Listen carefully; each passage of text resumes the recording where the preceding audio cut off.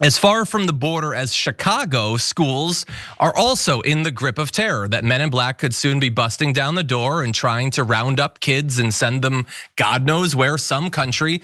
A Chicago elementary school just turned away agents that they feared were from ICE. Now, it turned out they weren't from ICE.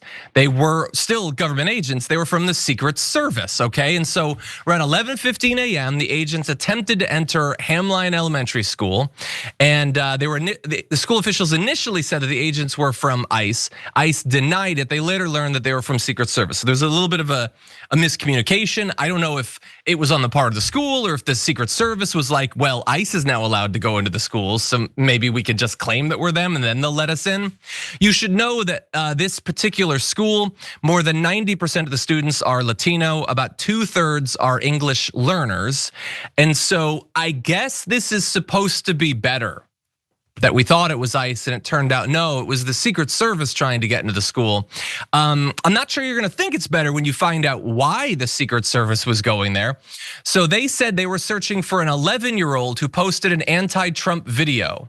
They said they visited a home and they were told the person was a student at Hamline. Okay, so look, that sounds bad. Now they say the posting of the video constitutes a threat against one of the people they protect, presumably Donald Trump. So I guess they were so worried about this 11-year-old posting some video that they sent literal like agents into the school to question them, pull them out of the school. What did they think that this 11-year-old was going to do? If you're worried about threats to Donald Trump, I've been paying attention to the news. You don't need to worry about 11-year-olds. You need to worry about people in the MAGA movement because they're the ones taking pot shots at him. Maybe go talk to some of them. They rally all the time. You can find gatherings of them. It's not difficult. And so anyway, the district now says they do not share family immigration status with ICE, and they will only allow ICE agents into schools with a criminal judicial warrant signed by a federal judge, and access will not be granted based on administrative warrants or detainers. So we'll see. That's what they're saying now. That's what they're saying 1 week in, JR.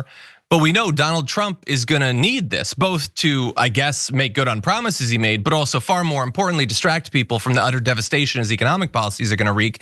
And so they're gonna try to stop them while they can, but I assume that that's going to be difficult. But what do you think? Continue paying attention, you guys. This is the next level of it. Oh, I'm sorry, it wasn't ICE that showed up at this school looking for an 11-year-old. It was just the Secret Service. As you asked, then what? Then what happens? Detainment, question him, or maybe just this makes news so that there's this intimidation factor, all the way down to 11-year-olds. I would love, maybe there's another publication that showed what the details of this video was that this kid shared. I have not been able to find out, but. No, there won't. Whether it was actually as devastating as they said it was, or if it was just something that's always floating around the internet and then the kid did it as well. But you know who else they don't go after when they get any kind of sensitive information behind maybe something that they're planning? School shooters. Sometimes we see some of these shooters, we find their manifestos and we discover that federal authorities had been warned about some of these things or plans that they had. There've been people that have been busted up before they get to that point. But what they don't send is a bunch of Secret Service agents to go to the school beforehand and break the whole thing up. We hear about a lot of times these folks threaten schools. It happens somewhat regularly, but the folks that we're not concerned with, ironically, in this Republican pro-life party are children that are in school learning, or at least maybe not these kids, because 2/3 of them are English learners and 90% of the population there are those Latinos, which of course don't matter as much as other folks. Who cares if they're citizens or not? None of that was pointed out.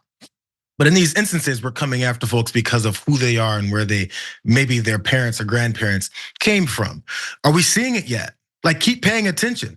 This is why woke was turned into this term that had nothing to do with its original meaning, which was be aware of what those folks in power that want nothing to do with your life are doing, because they're doing it right in front of you. And if you don't pay attention, you'll become a victim of it. That's what woke meant. But folks that have always been in positions of privilege and oppression don't ever have to deal with that. But check it out.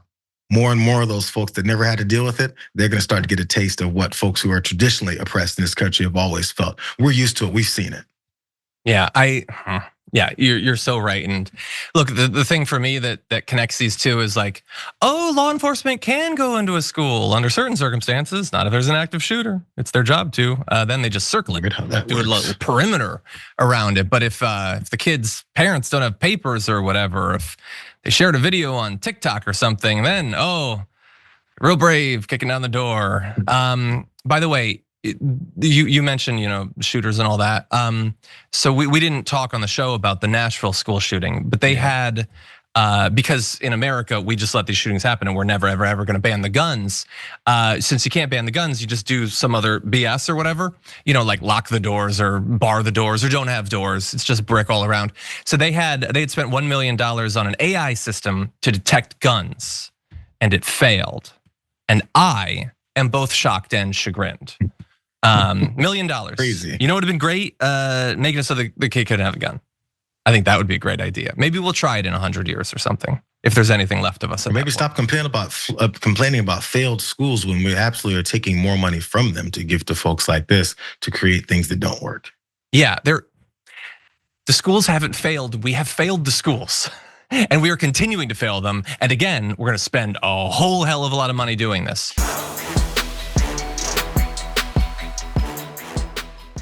When you click the join button and become a tier 2 member, you get access to all of our weekly top 10 lists. What are you waiting for?